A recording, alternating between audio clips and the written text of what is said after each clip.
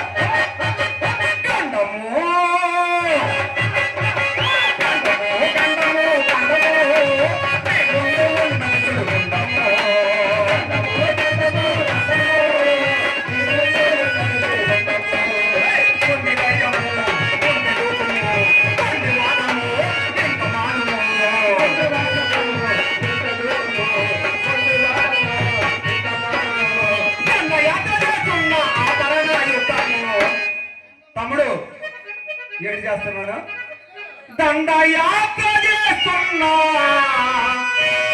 ఆపరా నా యుద్ధము.